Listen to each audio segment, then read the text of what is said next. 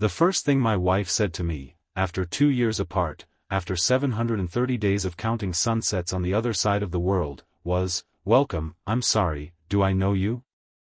I stood on the porch of the house I had built with my own hands, holding a bouquet of white lilies that were already wilting in the afternoon heat, and I watched the woman I loved more than my own life look straight through me as though I were a delivery man who had knocked on the wrong door. Before I tell you what happened next, I want to ask you something, because I believe this story matters, and I believe the people who watch it matter too. If you believe in kindness, in forgiveness, in the quiet miracle of second chances, please take a moment right now to like this video, leave a comment, share it with someone in your life who needs a little hope today, and subscribe to our channel. We tell these stories because we believe our community deserves more warmth in a world that often forgets how to be gentle with each other. Now let me take you back to where it all began, so you can understand exactly how a man can come home to his own life and find himself standing outside of it. My name is Grant Whitmore, and 2 years before that afternoon on the porch, I had made a decision that I believed, at the time, was the most responsible thing a husband and father could do. We were drowning in debt. Not the dramatic kind of drowning you see in movies, but the slow, quiet kind that creeps into a marriage through unpaid medical bills and a mortgage that had ballooned after the bank restructured our loan, and a business venture I had poured our savings into that had folded within 18 months. Vivian, my wife, never once made me feel small for it. She used to sit across from me at our kitchen table, the one with the water ring shaped like Australia near the edge, and she would take my hands in hers and say that we would figure it out together, that we always had, that we always would. But I could see the exhaustion behind her eyes, the way she had started picking up extra shifts at the community hospital where she worked as a nurse, the way our daughter Poppy, who was barely 3 years old at the time, had started asking why mommy was always so tired. So when a former colleague reached out and told me about a contracting position overseas, working on infrastructure projects for an engineering firm with a salary that would clear our debts within 2 years and leave enough to put a real down payment on a smaller, more sensible home, I said yes before I let myself think too hard about what it would cost us in ways that had nothing to do with money. Vivian didn't want me to go. She told me so plainly, without theatrics, the night before I signed the contract. She said that money could be earned in 100 different ways, but that time with Poppy's first steps, her first words, her first day of preschool, could never be bought back once it was gone. I told her I understood, and I meant it, and I went anyway, because I convinced myself that sacrifice was a kind of love too, that providing was its own form of presence. I have spent a great deal of time since then wondering if I was wrong. The 2 years abroad were not easy, though I won't pretend they compare to what Vivian endured at home.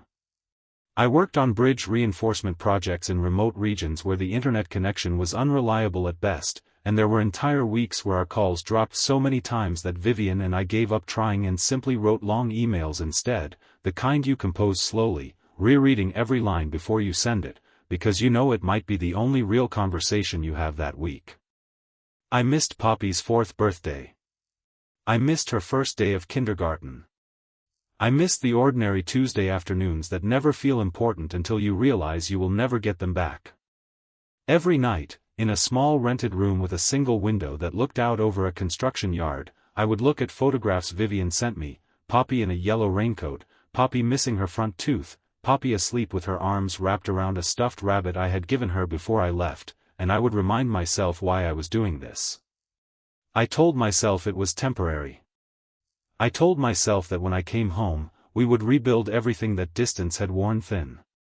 What I did not know, what nobody thought to tell me until it was almost too late, was that 4 months before I was scheduled to return, Vivian had been driving home from a night shift at the hospital when a truck ran a red light on Grover Street and struck her car broadside.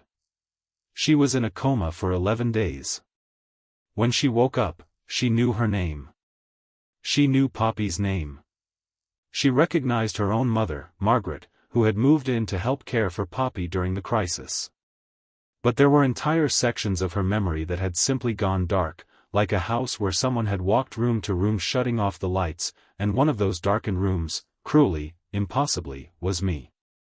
I did not find out about the accident until 3 weeks after it happened, because Vivian's mother, in a decision I have since come to understand even if it wounded me deeply at the time, chose not to tell me right away. Margaret had never fully trusted my choice to leave, and I think some part of her wanted to protect her daughter from the added burden of worrying about how I would react from thousands of miles away, unable to do anything but panic helplessly into a phone. When she finally called me, her voice cracking, and told me that Vivian had been in an accident, that she had recovered physically but that her memory had gaps, my first instinct was to ask how large those gaps were. Margaret was quiet for a long moment before she answered. She said that Vivian remembered growing up. She remembered nursing school. She remembered nearly everything about her life up until roughly 3 years prior. But anything after that, including our engagement, our wedding, and most of Poppy's early life, existed for her only as facts told to her by others, the way you might know historical dates without ever having lived through the events yourself. I asked to come home immediately. My employer, to their credit, arranged for an early release from my contract once I explained the situation, though it took another 6 weeks to finalize the transition and find a replacement for my role, 6 weeks that felt longer than the entire 2 years combined. During that time, I spoke to Vivian on video calls, and it was one of the strangest experiences of my life, because she was warm and polite and curious about me in the way a person is warm and polite and curious about someone they are meeting for the first time. She asked me questions about myself as though we hadn't spent 6 years building a life together. She would say things like, "Margaret tells me we've been married 4 years, with a small, apologetic laugh, as if she were confessing to forgetting someone's birthday rather than forgetting an entire marriage. I would sit there with the camera angled so she couldn't see my hands shaking, and I would answer her questions as gently as I could, and then I would hang up and sit in silence for a long time, grieving a woman who was still, technically, alive and well and waiting for me. The doctors explained it to me eventually, once I was back on home soil and sitting in a small office with fluorescent lighting and a box of tissues placed a little too deliberately on the corner of the desk. They called it post-traumatic retrograde amnesia, and they explained that the timeline of memory loss often follows a pattern where the most recently formed memories are the most vulnerable, because they haven't yet been fully consolidated into long-term storage. They told me that in many cases, memories can return gradually, triggered by familiar sensations, places, routines, though they were careful, almost too careful, to add that in some cases the memories never fully return, and that the brain instead forms new memories to replace what was lost. I asked the neurologist, a soft-spoken man named Dr. Ashwood, what that meant for me specifically, whether Vivian would ever remember our wedding day, the way she had laughed so hard at my vows that she'd had to stop and start over twice, whether she would remember the night Poppy was born and how she had gripped my hand so tightly I'd had bruises for a week. He looked at me with the kind of gentle honesty that doctors reserve for the questions they cannot promise answers to, and he said that memory does not always return in the way we hope, but that new memories, made with patience and love, can sometimes matter just as much. That was the conversation running through my mind as I stood on the porch with wilting lilies in my hand, watching Vivian's face shift from polite confusion into something like alarm as Poppy came bounding out from behind her, now a head taller than the last time I had seen her, shouting a name that made my chest cave in on itself. She wasn't shouting my name. She was shouting Uncle Grant, because that was what Margaret and Vivian had gently told her to call me, a compromise struck in advance so that my sudden reappearance wouldn't frighten or confuse a 5-year-old who barely remembered her father as anything more than a voice on a screen and a photograph on the refrigerator. Vivian had explained the situation to Poppy the only way that felt fair, telling her that a very important friend of the family was coming to help take care of them for a while, someone who loved them very much, and that it was all right to be shy around him at first. I understood the logic of it. I even understood the kindness behind it. But understanding something does not stop it from breaking you. I want to pause here and tell you something, because I think it matters for anyone watching who has ever felt invisible in their own life, unseen by the very people who once knew them best. There is a particular kind of grief in being forgotten by someone who is still standing right in front of you, still breathing the same air, still close enough to touch. It is not the grief of loss in the way we usually understand it, because the person has not died, has not left, has not stopped existing. It is a grief made of presence and absence at the same time, a grief that asks you to mourn someone while they are still very much alive, still capable of loving you again, still capable of laughing at your jokes and reaching for your hand, only they don't know yet that they want to. It is one of the loneliest feelings a human being can carry, and I carried it that first afternoon like a stone lodged behind my ribs, smiling anyway, because Poppy was watching, and children can sense heartbreak even when they cannot name it. Vivian invited me in for tea, the way you would invite any respected guest into your home, and I sat at that same kitchen table with the water ring shaped like Australia, and I watched her move through her own kitchen with the confidence of a woman who had rebuilt her life without me in it, not out of malice, but out of sheer biological necessity, because a brain that cannot access certain memories will simply construct a new reality around the memories it can access. She had gone back to work part-time at the hospital. She had a routine with Poppy involving pancakes on Saturday mornings and a particular reading nook by the window where they read together every evening. She had, in the truest sense, kept living, kept mothering, kept surviving, even while the version of her life that included me had been quietly erased. I found myself grateful for her strength and devastated by it in the same breath, because it meant that I was not needed in the way I had once been, that the household had learned to function around the shape of my absence the way a tree grows around a fence post, swallowing it slowly until it becomes part of the trunk. Margaret, who had been staying in the guest room to help since the accident, greeted me with more warmth than I expected, though I could see the guilt in her eyes when she hugged me at the door. She pulled me aside later that evening, once Poppy had been put to bed and Vivian had gone to check on her one more time, and she apologized, really apologized, for not telling me sooner about the accident. She said that in the panic of those first weeks, watching her daughter lie unconscious in a hospital bed, she had made a decision out of fear rather than fairness, and that she had regretted it every day since, watching me try to rebuild a marriage from the outside in. I told her I forgave her, and I meant it, because anger has never been a place I liked to live, and because I understood, even through my own pain, that Margaret had simply been trying to protect the daughter in front of her rather than the son-in-law thousands of miles away. Forgiveness, I have come to believe, is rarely about deciding the other person deserves it. It is about deciding you deserve the peace that comes from letting go of the weight. The days that followed were some of the strangest of my life. I moved back into the house, though at Vivian's gentle suggestion, and with a kind of practical wisdom I couldn't argue with, I slept in the guest room rather than our old bedroom, so that she would never feel pressured or unsafe in her own home with a man her mind considered essentially unfamiliar. I took a leave of absence from consulting work to be present for Poppy, driving her to school, helping her with her reading, learning the new rhythms of a household I had once helped design but no longer fully recognized.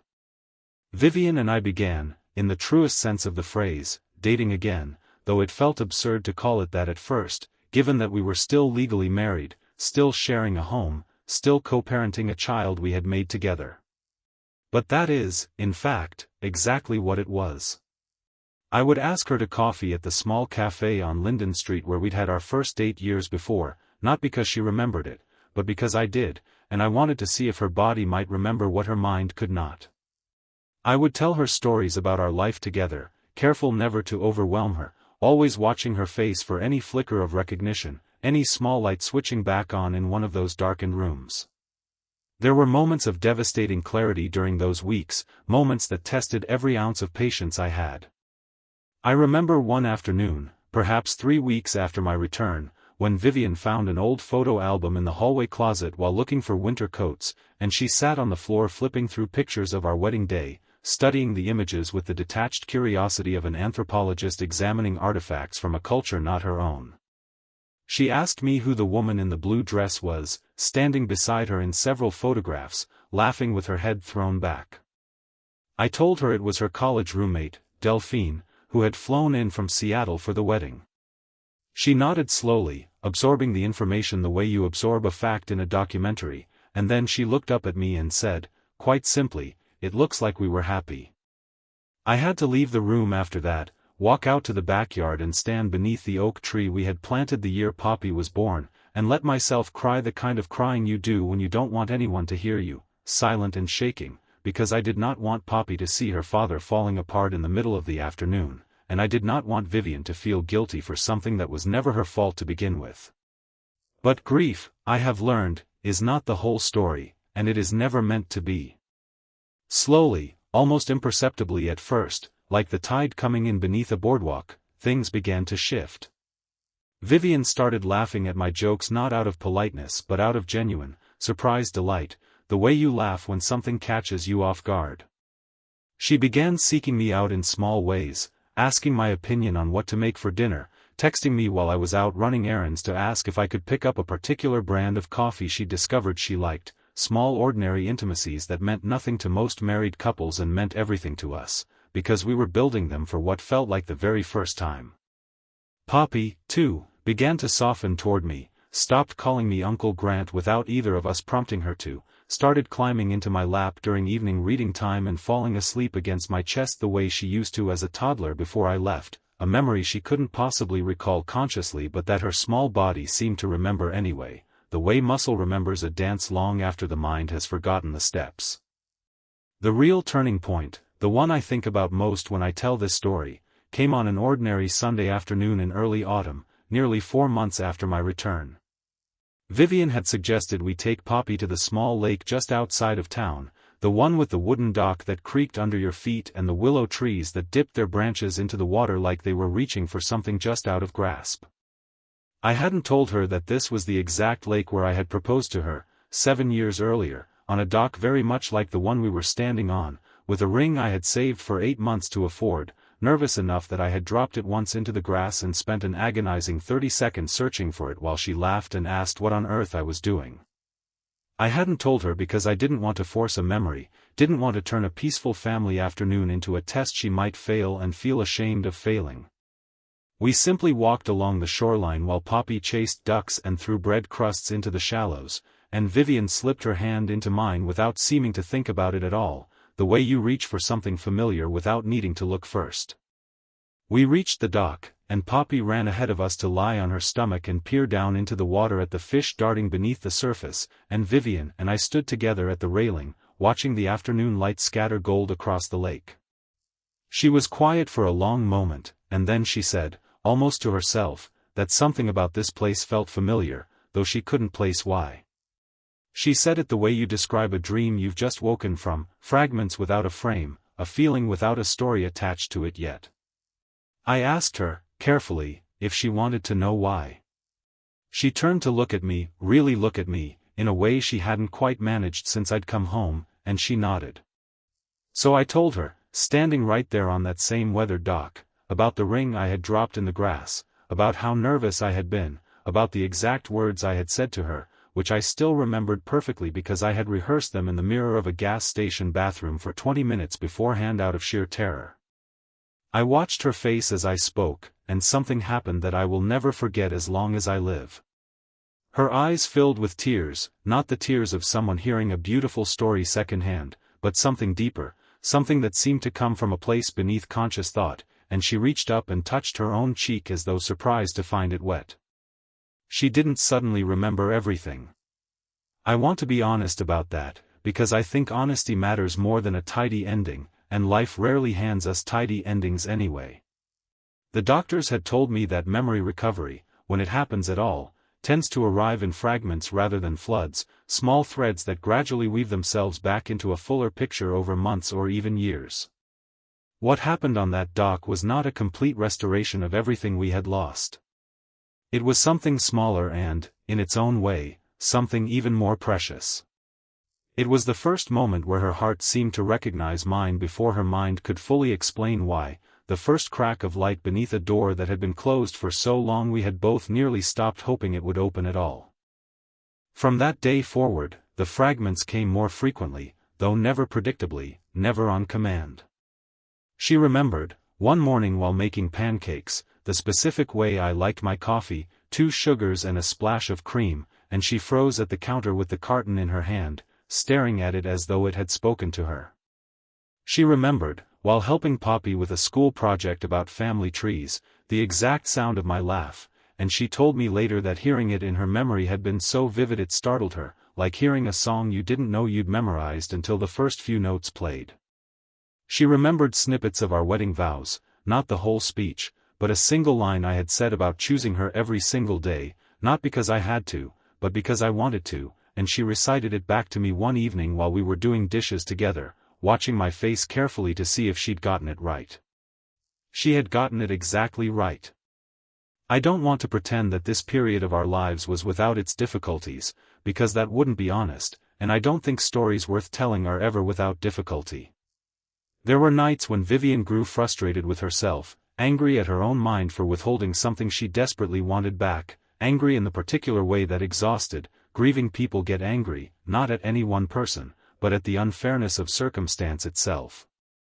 There were nights when I struggled too, when the loneliness of loving someone who was still learning to love me back settled over me heavily enough that I questioned whether I had made the right choice in leaving 2 years earlier, whether providing for my family financially had been worth the cost of nearly losing the family itself. I spoke with a therapist during those months, a kind, direct woman named Dr. Petrenko, who helped me understand that guilt and grief could coexist with hope, that I didn't need to resolve one before I was allowed to feel the other, that healing rarely moves in a straight line for anyone involved, whether they suffered the injury or stood beside the person who did. Margaret stayed with us longer than originally planned, and in that extended time, she and I built a closer relationship than we'd ever had before the accident, born out of shared worry and shared hope for the woman we both loved so fiercely. She told me once, sitting on the back porch while Poppy played in the yard, that watching me choose Vivian again and again, day after day, without any guarantee that she would ever fully remember our life together, had taught her more about the meaning of commitment than 26 years of her own marriage had.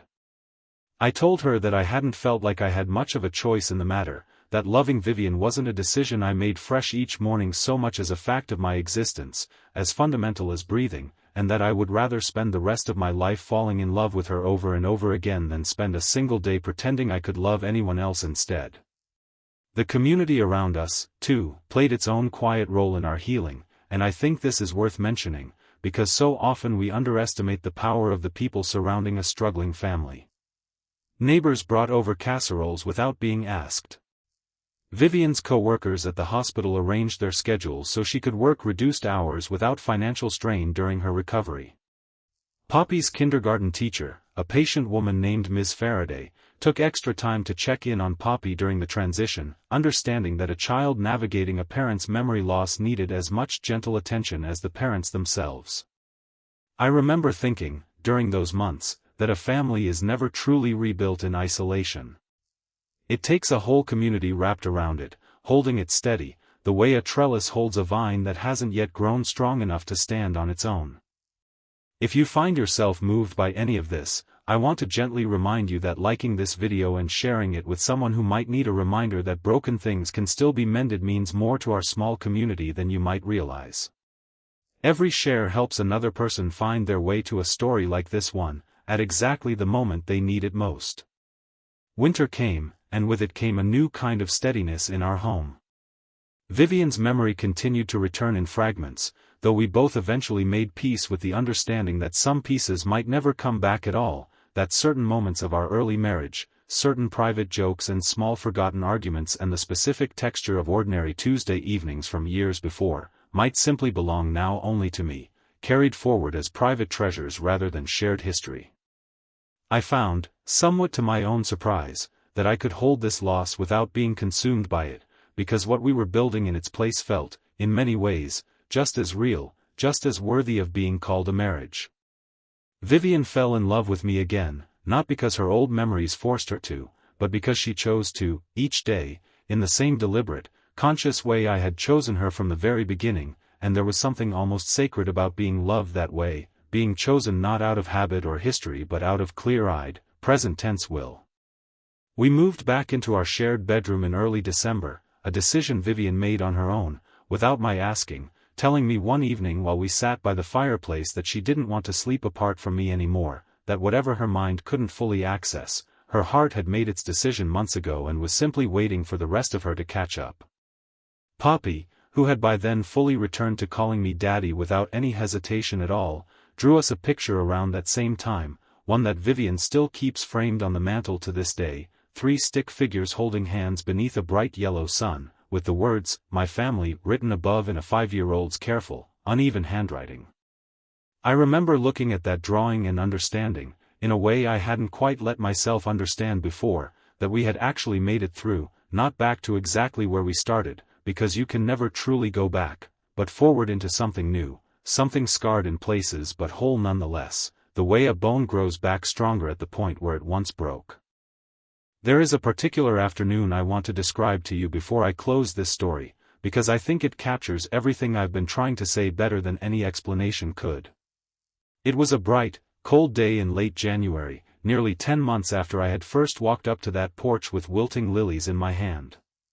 Vivian and I had driven Poppy to a friend's birthday party and found ourselves with a rare, unplanned hour alone together, and instead of running errands or catching up on chores the way responsible adults are supposed to, we drove, almost without discussing it, back to the lake with the wooden dock and the willow trees, now bare and silver with frost. We walked out onto the dock together, our breath visible in the cold air, and Vivian stopped at the exact spot where I had once dropped a ring in the grass and gotten back up nervous and hopeful, and she turned to me, and she said that she remembered it now, not as a story I had told her, not as a second-hand fact absorbed the way you absorb a photograph, but as an actual memory, hers, complete with the smell of the lake water and the sound of a bird calling somewhere in the willows and the particular, dizzying joy of hearing someone ask her to spend the rest of her life with him. She said she remembered saying yes before I had even finished asking. And then she asked me to marry her again, right there on that dock, laughing through tears, and I said yes before she had even finished asking too, because some answers, once given, never really need to be given again. They simply live inside you, waiting for the right moment to be spoken aloud once more. We held a small ceremony that spring, nothing elaborate, just our closest family and friends gathered in the backyard beneath the oak tree we had planted the year Poppy was born, now tall enough to cast real shade across the grass. Margaret cried through the entire thing, and Poppy served as our flower girl, taking her job with the ferocious seriousness only a 6-year-old can bring to scattering petals across a lawn. We didn't call it a wedding, exactly, because legally we had never stopped being married, not for a single day throughout the entire ordeal. We called it a recommitment, a chance to say the things we needed to say to each other now, as the people we had become rather than the people we had been. I told Vivian, standing beneath that oak tree, that I had learned something in the 2 years I was away and the year that followed, something I wished I had understood from the very beginning, which was that love is not a thing you earn once and then keep forever without tending to it. It is a garden you return to every single day, sometimes finding it exactly as you left it, and sometimes finding it changed in ways you never expected, requiring new hands, new patience, new willingness to begin again. I told her that I would spend the rest of my life choosing her, remembering for both of us when she couldn't, and celebrating with her every single fragment that found its way home. Before I bring this story to a close, I want to ask you something, because I think it matters more than anything else I could say.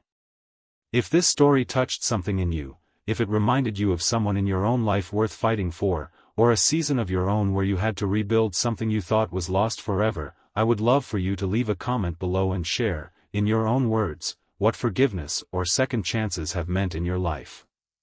Your stories matter to us, and they matter to everyone else who reads them in that comments section, searching, the same way you once were, for proof that broken things really can be mended. Vivian still doesn't remember everything. There are still gaps, still quiet rooms in the house of her memory that remain dark, and I have made peace, real peace, with the possibility that some of them may stay that way forever. But I no longer see those gaps as tragedies. I see them, instead, as spaces we get to fill together, slowly, deliberately, with new memories built from patience and presence rather than old ones recovered from before. Poppy is 7 years old now, and she has no real memory of the strange, painful months when she called me Uncle Grant, when her mother looked at her father like a kind stranger on the porch. What she remembers instead, what she will carry forward into her own life someday, is a family that chose each other again and again, through fear and confusion and grief, until choosing became the same thing as loving, until love itself became something we built new every single day rather than something we simply inherited and hoped would last. If you take one thing away from our story, let it be this.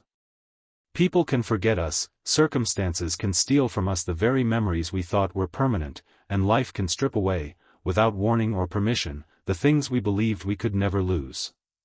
But love, real love, the kind built on patience and daily choice rather than convenience or certainty, has a way of finding its way home even through the darkest, most disorienting rooms. If you believe that too, if you believe in second chances and the quiet, stubborn power of showing up for someone even when they don't remember why you matter, please take a moment to like this video, leave your thoughts in the comments, share it with someone who needs to hear it today, and subscribe to our channel, because we will keep telling stories like this one, stories about kindness and forgiveness and the families who somehow, against every odd stacked in front of them, find their way back to each other. Thank you for spending this time with our family's story. We hope it reminded you, the way it reminded us, that home is never really a place at all. It is the people who keep choosing to stay.